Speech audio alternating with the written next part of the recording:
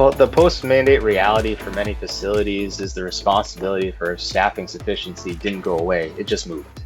The federal government removed the 3.48 hours per resident day ruler, but CMS did not remove the expectation that staffing must be sufficient to meet resident needs.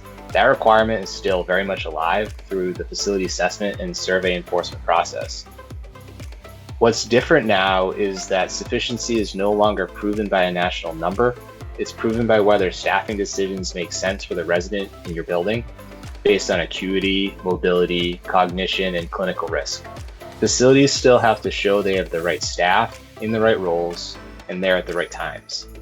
So the reality today is not less accountability, it's more professional judgment. Leadership must be able to explain and defend why their staffing models work for their population, not just to hit a federal minimum. That's a higher order expectation, it's not just a lower one.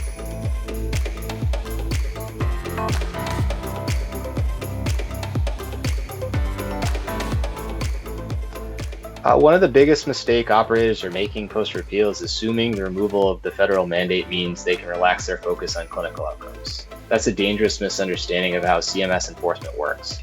Surveyors are no longer looking for a staffing ratio, they're looking for evidence that resident needs are being met.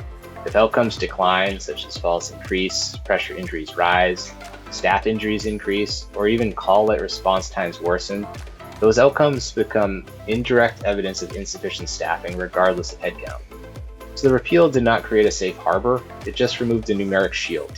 Facilities that reduce focus on outcomes are actually increasing risk, not reducing it. In today's environment, outcomes are how staffing adequacy is judged. Losing sight of that is a strategic mistake.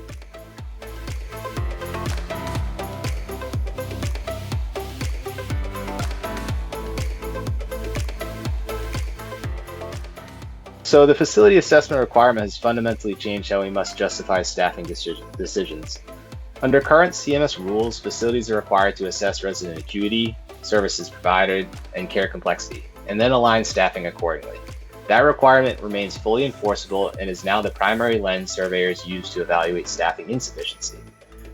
What the regulatory data tells us is this: CMS no longer enforces a national staffing number, but it aggressively enforces whether your actual staffing matches what your assessment says is needed. If there is a gap between documented need and operational reality, that gap becomes a compliance risk. So staffing justification has shifted from did you meet the number to did you deliver the care your residents require?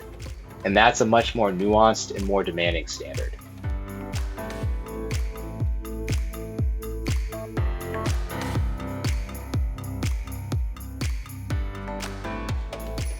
Well, the reason operational efficiency is now more critical than headcount is because labor availability didn't improve when the mandate was repealed. Facilities are still operating in a constrained workforce environment. The difference now is that CMS has given leaders flexibility in how care is delivered, but still expects results. Operational efficiency determines whether existing staff can meet residents' needs without burnout, injury, or missed care. Inefficient workflows, manual care processes, and avoidable physical strain consume staffing capacity faster than census ever will.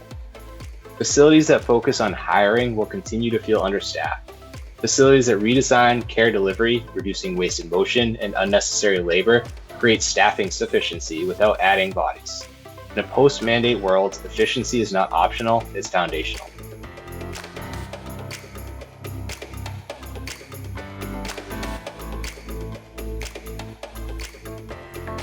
To ensure a staffing strategy is defensible under current rules, the first step is to align your facility assessment with reality, and then close the gaps operationally.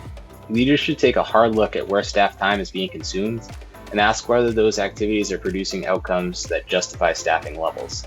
This isn't about rewriting a document, it's about ensuring that staffing deployment workflows and care delivery support what the assessment claims is necessary.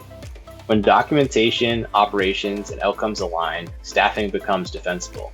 A leader can drastically reduce risk by making sure staff decisions are driven by acuity and efficiency, not habit or headcount.